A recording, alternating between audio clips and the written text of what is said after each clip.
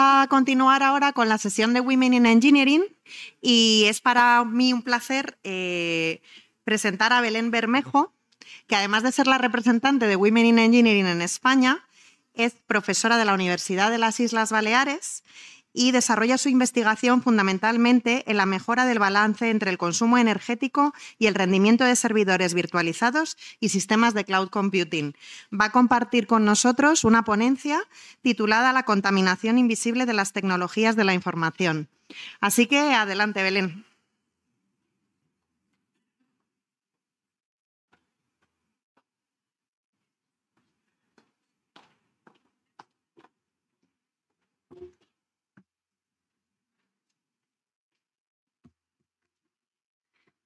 Muy bien, pues buenas tardes de nuevo a todos.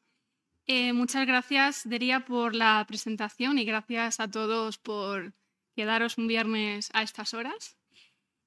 Como bien ha comentado Delia, soy la representante de Women in Engineering dentro de la sección España y antes de empezar con el tema de la contaminación invisible, me gustaría hablar un poco del grupo al que represento. Y es que el grupo de Women in Engineering, WIE, como le llamamos nosotros, tuvimos el placer de reactivarlo en junio del año pasado, tras haber pasado pues un periodo de no mucha actividad con el tema de la pandemia y demás. Y desde aquí me gustaría dar las gracias a mis compañeras Aurora, Paula y también a Inmaculada, que nos ha dado mucho soporte durante este año. Estamos muy contentas por todas las actividades que hemos llevado a cabo este año, no solo en España, sino que también hemos tenido el placer de colaborar con secciones de estudiantes de Quito y México, presencialmente y virtualmente. Así que estamos muy contentas. También daré las gracias a Enrique y a todo el equipo por todo el soporte para llevar a cabo esta labor. Básicamente lo que pretendemos desde Women in Engineering, como ya se ha dicho varias veces, es, en primer lugar, dar a conocer lo que es la profesión de un ingeniero. Es verdad que yo, por mi formación en informática, pues tiendo más a fomentar la ingeniería informática, pero sí que es cierto que lo hacemos desde todos los campos de la ingeniería. También el hecho de, sin que suene mal ni raro, el hecho de ser joven, por mi parte, hace que me sea sencillo aproximarme a las ramas de los estudiantes y hemos organizado varias cosas con ramas de estudiantes de Sudamérica sobre todo, así que por ahí también estamos haciendo este tipo de lazos entre el grupo de WIE y las ramas de estudiantes. También, aparte de dar a conocer lo que es la profesión y hacer estos lazos entre grupos, una cosa que también nos gusta y nos está funcionando bastante bien es no solo dar a conocer la profesión, sino en qué temas se pueden trabajar dentro de esta profesión desde nuestros ámbitos, tanto informática, electrónico, como más industrial, ¿no? Que somos las que estamos dentro del grupo. ¿Por qué hacemos también esto? Bueno, pues porque una de las actividades que hemos estado haciendo durante este año ha sido ir a diferentes centros de educación secundaria, sobre todo, y claro, cuando uno llega allí con chicos y chicas de 14, 15, 16 años, la pregunta que te hacen es, bueno, sí, ser ingeniero, ser ingeniera está muy bien, pero ¿qué se hace? ¿En qué se trabaja? ¿No? Entonces tuvimos que darles casos prácticos, ejemplos prácticos, aprovechando también nuestra parte investigadora y docente para ilustrarles con aspectos, problemas y retos que nosotras estamos trabajando desde la parte investigativa, ¿no? Como comentaba, hemos estado en varios centros de educación. También tuvimos la oportunidad de hacer un doctorado hacer un seminario para alumnos de doctorado en Córdoba del año pasado. Estuvo bastante bien. También hemos estado en otros congresos, en diferentes medios de comunicación y bueno, por un proyecto mío de investigación pues terminamos colaborando con Ecuador y con México. Así que esto con respecto a lo que sería muy resumido el grupo WIE, al cual animamos desde aquí a que cualquiera que quiera participar, pues encantadísimas de recibiros. Y bueno, aprovechando un poco el título del evento en el que estamos esta tarde, que sería la ingeniería ante el reto de la transformación digital, se enmarca la conferencia que les quiero dar hoy. No es una conferencia que pretenda dar respuesta a nada en concreto, sino que simplemente me gustaría exponer los diferentes temas y los diferentes retos que les hemos estado presentando a las generaciones que están por venir a las ingenierías, ¿no? Me gusta poner el lema del IECubo, ¿no? como la casa de los ingenieros, ¿no? Donde al final pues siempre podemos volver a reflexionar y a contar un poco nuestras experiencias. Entonces, me aprovecho de mi edad y de la experiencia con la que contamos en la sala para, evidentemente, recibir cualquier comentario, cualquier sugerencia de mejora. También estamos abiertas a cualquier idea que se les ocurra. Entonces, voy a empezar con uno de los temas que más ha chocado en las sesiones que hemos impartido a diferentes grupos de estudiantes, tanto en España como fuera de nuestro país. Y es que, claro, la retención de talento, pues en cierta forma es complicada y sobre todo en las universidades, ¿no? Entonces, a mí me gusta sacar un poco la convocatoria que tiene nuestro Ministerio de Ciencia sobre transición ecológica y transición digital, ¿no? Donde lo tienen escrito en dos dots, en dos puntos separados. Por una parte se habla de la transición ecológica, donde desde el punto de vista de la ingeniería pues, se puede trabajar desde muchas perspectivas, incluyendo la ingeniería informática. Y por otra parte, se habla en esta convocatoria de la transición digital, desde la cual también se puede trabajar en todas las áreas de la ingeniería. Entonces, cuando nosotros le presentábamos esta convocatoria tal cual a los estudiantes, a los futuros ingenieros, surgían más preguntas de las que a mí de las que yo esperaba, ¿no? Entonces fue una sorpresa positiva en ese sentido, ¿no? Porque claro, si preguntan es que hay un cierto interés y unas ciertas ganas de querer seguir trabajando en estos ámbitos, ¿no? Entonces, aparte de las convocatorias oficiales, también hay que tener en cuenta que uno de los objetivos de la Agenda 2030 es precisamente preservar esa sostenibilidad a la vez que incluimos la digitalización para intentar de alguna forma, en ciertos ámbitos, ser un poco más sostenibles, ¿no? Pero claro, aquí la pregunta que nos planteamos o que yo muchas veces me planteo y hemos planteado en mi grupo de investigación en numerosas ocasiones, Carlos hablaba de ello durante su conferencia, es si la transición digital es ecológica. Porque claro, se habla de transición digital, transición ecológica, pero ¿cómo de ecológico es hacer esta transición digital, ¿no? O si realmente son dos términos que no pueden ir juntos o sí que pueden ir juntos, ¿no? Y sacar este debate con las nuevas generaciones, la verdad que fue muy divertido.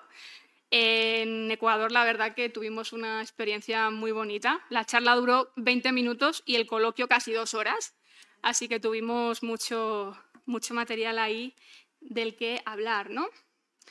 Y es que si miramos los últimos datos publicados que yo he encontrado con respecto al uso de servicios que podríamos llamar en la nube, a los cuales todos accedemos, vemos que desde el año 2022 hasta el año 2023 ha habido un incremento brutal, tanto en los accesos a Google, en cualquiera de las modalidades de servicio que Google ofrece, las horas de vídeo que se suben a YouTube, el número de fotos que se publican en Instagram, entiendo que son publicaciones de fotos y no de vídeos, el número de tweets que se comparten, la cantidad de contenido que se comparte en Facebook y la cantidad de emails que más o menos se mantiene ahí, que se están enviando, ¿no? Entonces, claro, es verdad que hemos tenido un confinamiento de por medio y que la pandemia pues, ha fomentado en cierta forma el teletrabajo y el utilizar más las tecnologías, ¿no? Pero es cierto que el incremento es bastante significativo. Más cosas que podemos tener en cuenta y que también impactó mucho en estas conferencias que dimos a las nuevas generaciones, y son los datos en relación a la actividad que se hace con los datos en las últimas 24 horas. Y es que, bueno, según esta fuente, que es la más fiable, la que nosotros más utilizamos, se envían 231 millones de correos electrónicos, 1,7 millones de publicaciones en Facebook, 347.000 tweets, fotografías en Instagram, publicación de vídeos, de hora de vídeo en YouTube en formato 4K, ahora que está tan de moda grabar en alta calidad, y consumir hasta 1 millón de horas en plataformas de streaming como son Netflix o como es Twitch, ¿no? Que es un poco la más famosa dentro de esta generación más joven. Entonces, viendo estos datos, uno piensa, ostras, sí, estamos muy digitalizados y utilizamos muchísimo los servicios en la nube, la tecnología en general. Pero es que al final estos servicios, todos estos containers, máquinas virtuales, cualquier cosa tecnológica, ¿no? Al final recae en unos centros de datos que están en algún sitio. La nube no es invisible, está en algún sitio, como todos ustedes bien saben, y al final pues esto tiene un consumo eléctrico que actualmente, según el último informe, la tecnología ronda el 2% con respecto al consumo eléctrico a nivel mundial. Con respecto a las tecnologías como tal, de ese 2% es un 7%. Esto equivale a un total de 30 plantas nucleares. Son estimaciones, pero ya los números, aun siendo estimaciones, son bastante, desde mi punto de vista, preocupantes. Esto quiere decir que la huella de carbono que dejamos a nivel tecnológico es similar. Hay informes que dicen que es superior, hay otros que dicen que es similar. Yo he sido conservadora y he puesto el dato del informe que corrobora que es similar a toda la industria de la aviación. Yo que vuelo mucho porque vivo en una isla, veo y sé todo el desparrame contaminante que uno hace por ir en avión, ¿no? Pero todo eso es superado por las tecnologías de la información, ¿no? Y las estimaciones más positivas, las hay muchos más catastrofistas, pero la más positiva nos dice que en el año 2025, que ya es pasado mañana, como aquel que dice, el consumo de los centros de datos será el 6% a nivel mundial con respecto a la electricidad.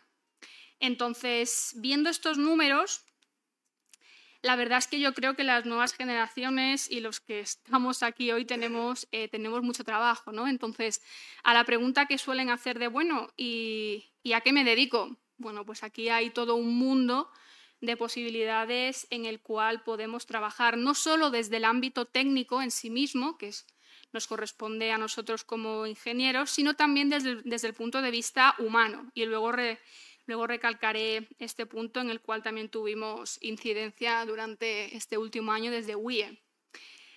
Otro aspecto que hay que tener en cuenta, y este tiene relación con las altas temperaturas. Especialmente el verano pasado, no sé en el resto del mundo esto cómo se vivió, pero en Mallorca fue un verano horrible. El peor que yo en mis 30 años de vida creo que he vivido en Mallorca, horroroso.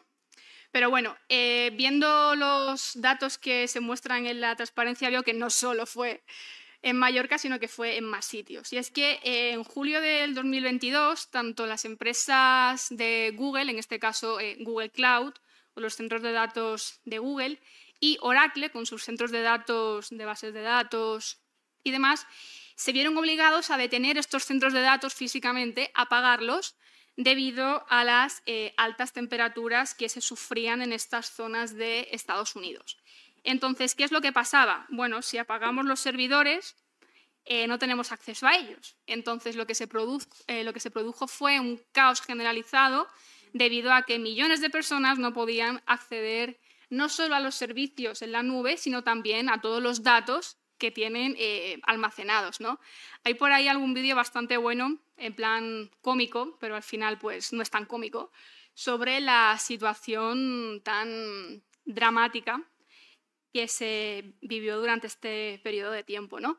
Entonces vemos que ya en cierta forma tenemos que proveer de medidas drásticas para que, en este caso, pues las altas temperaturas no quemen los servidores físicamente. Y hay gente que me dice, bueno, Belén, pero podemos poner más aire acondicionado, más refrigeración. Sí, pero ¿hasta qué punto?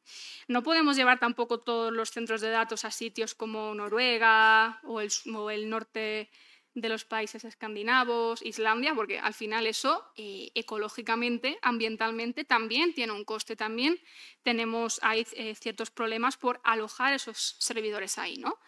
Entonces, la cuestión da que pensar, ¿no? Luego tenemos la moda de la inteligencia artificial, ¿vale? Me van a perdonar ustedes, pero yo no soy especialmente defensora de ChatGPT y todas estas tecnologías, ¿vale? Voy un poco en contra de lo que se podría esperar de mí, ¿no? Pero bueno, dejando esa parte a un lado, es cierto que desde que nos vino a visitar ChatGPT y las nuevas tecnologías en relación a la inteligencia artificial, los informes tanto de Nvidia, Amazon, Microsoft y Google relatan de forma pública que han tenido que duplicar su inversión para poder comprar, en este caso, GPUs. GPUs, evidentemente, para poder procesar toda la demanda de las redes neuronales que tienen por debajo ChatGPT, BART, etc.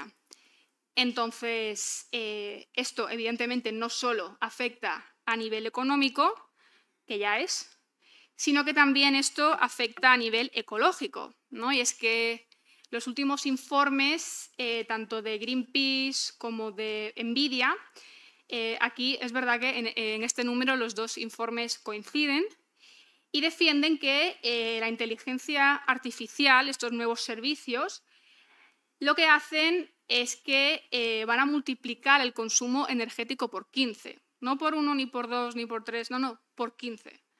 O sea que la cifra es alarmante.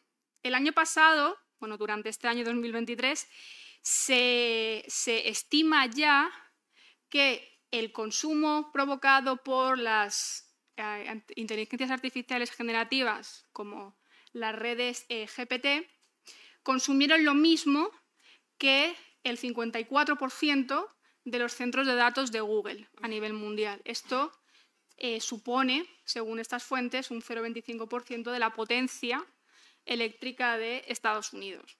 Entonces, aquí también habría que mirar, en cierta forma, qué estamos haciendo, ya no solo a nivel técnico, sino como sociedad, con el uso y con el abuso de la inteligencia artificial. También hay otro informe que salió publicado hace no más de 2 semanas de la ACM, donde se habla de los riesgos que tiene el uso de las inteligencias artificiales generativas. Y se habla tanto de riesgo a nivel económico como riesgo a nivel ecológico. Por lo tanto, la sostenibilidad, el hacer centros de datos verdes, utilizar técnicas para grinear en cierta forma esos centros de datos, ya no es un capricho de las empresas, ya no es una necesidad solo económica, sino que también, evidentemente, es una necesidad a nivel ambiental.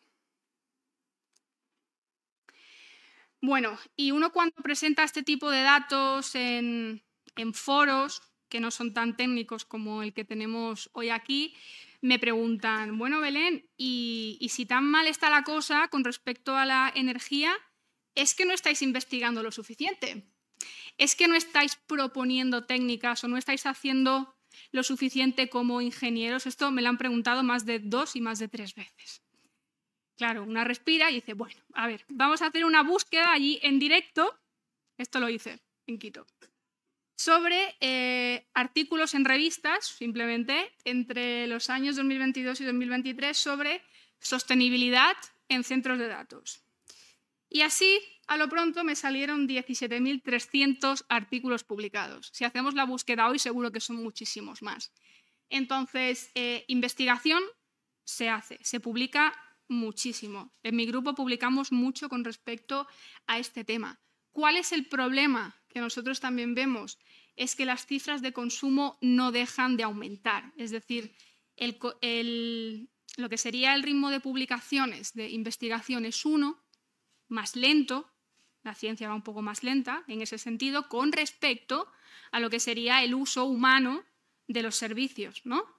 Entonces, la predicción optimista también para el año 2030 es que las tecnologías ronden casi el 23% del consumo global de electricidad. Es una pasada de dato.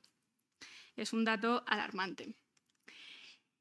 Entonces, visto este número que vemos aquí y visto que no dejamos de consumir como sociedad servicios en la nube, inteligencia artificial y todos los servicios que se nos ocurran, desde WIE también hacemos especial insistencia, lo hemos hecho durante este año y nos ha funcionado bastante bien, es en el hecho del uso como usuarios. Y nos hemos dado cuenta, sobre todo en los ambientes donde la población es más joven, hablamos de 15, 16, 18 años, hay un abuso de las tecnologías, ¿no? Es decir, se conciencia en muchos aspectos a nivel ecológico, el reciclado, el coche, el avión, etcétera, pero nadie se para a pensar en, bueno, igual estos 200 mensajes que yo estoy mandando por WhatsApp esta tarde, pues igual no son necesarios,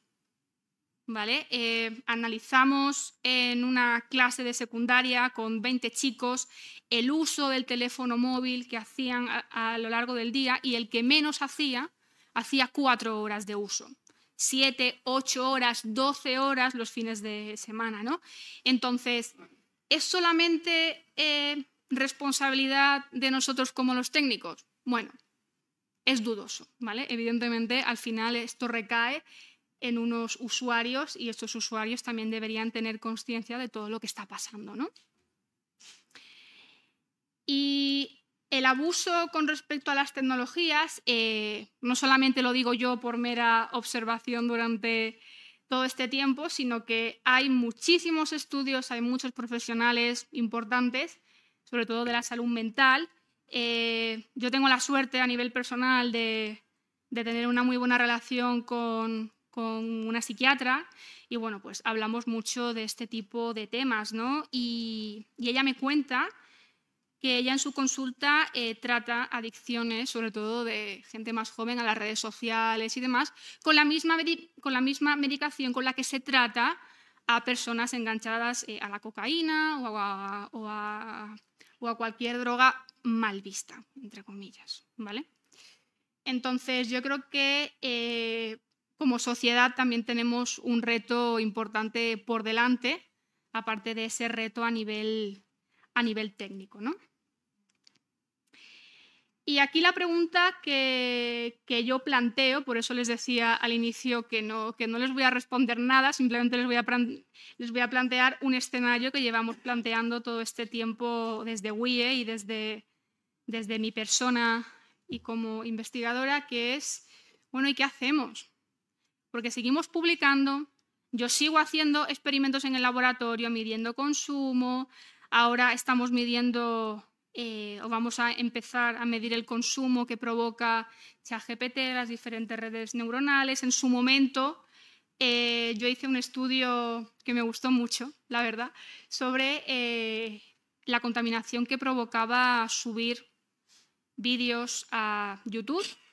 Y en concreto, uno de los datos que siempre impacta más es que visualizar un vídeo en YouTube de 4 minutos, sin 4K ni historias con calidad, contaminaba lo mismo que un SEAT Ibiza durante 7 kilómetros. Hicimos las cuentas y dijimos, ostras, pues es un número que es considerable, ¿no? Entonces, desde la parte técnica se investiga, pero evidentemente creo que también si la tecnología tiene que ayudar a la humanidad, creo que también la humanidad debería ayudar a que la tecnología sea más sostenible y que la relación no sea solo en una dirección, sino que sea en las dos direcciones, ¿no? Entonces, una de las cosas que se está proponiendo, en primer lugar, es intentar cambiar la forma del consumo de las tecnologías, ¿vale? Y esto a nivel social es un poco complicado porque implica salirse un poquito de ese uso típico que se hace de las tecnologías, ¿no? Siempre cuento lo mismo. Yo no tengo redes sociales. Tengo la red social LinkedIn a nivel profesional, pero yo hace ya tiempo que no tengo redes sociales. Eso en una persona de 30 años hoy en día es raro ver, ¿no? Entonces, también un poco por coherencia con mi actividad profesional, decidí hacer este tipo de cambios, haciendo que mejoremos en ese sentido. También la forma de uso, no solo de consumo. Es decir, cambiamos el teléfono móvil, pues si no cada año, cada 2 años, o cada vez el tiempo de retirada de la tecnología es menor, ¿no? Igual también tendríamos que revisar en ese sentido por qué estoy cambiando tanto la tecnología con respecto al consumo que hago de ella. Y por último, y esta es quizás un poco la que suele generar más controversia cuando hablamos de ella, es un cambio en la forma de relacionarnos. Hoy en día, yo esto lo tengo súper comprobado, la gente joven interactúa mejor con una pantalla que con una persona. Entonces creo que también este tipo de interacciones, por llamarle interacción, algo virtual con virtual, habría que cambiarla para intentar también reducir esa huella de carbono tan grande que estamos generando hoy en día.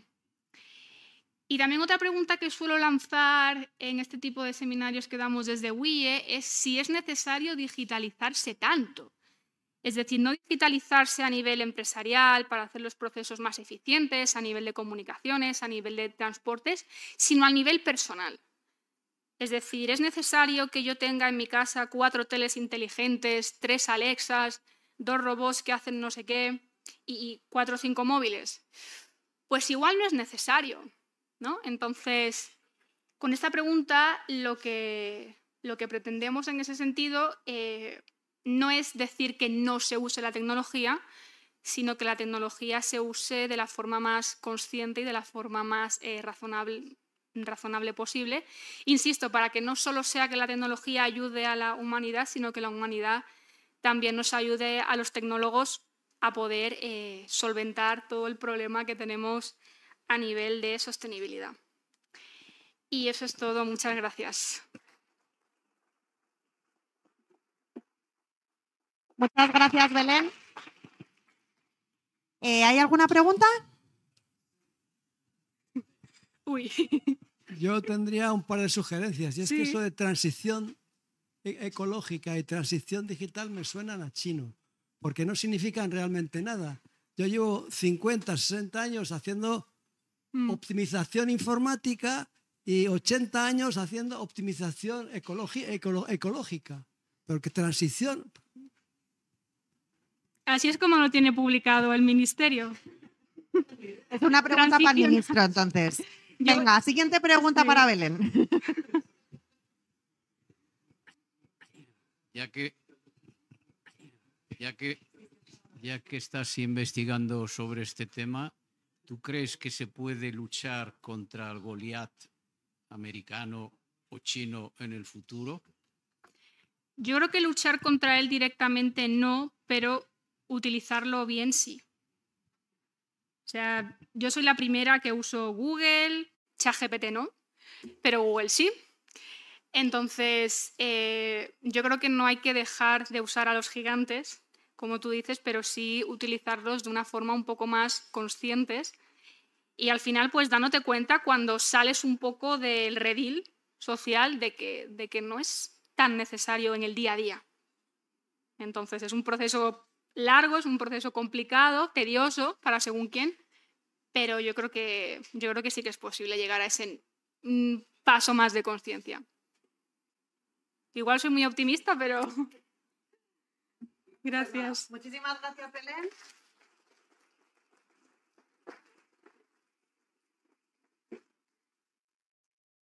Y damos paso ya a la sesión de presentación de las ramas de estudiante del IE Cubo. Así que, por favor, Jesús Fraile, coordinador de ramas de estudiantes.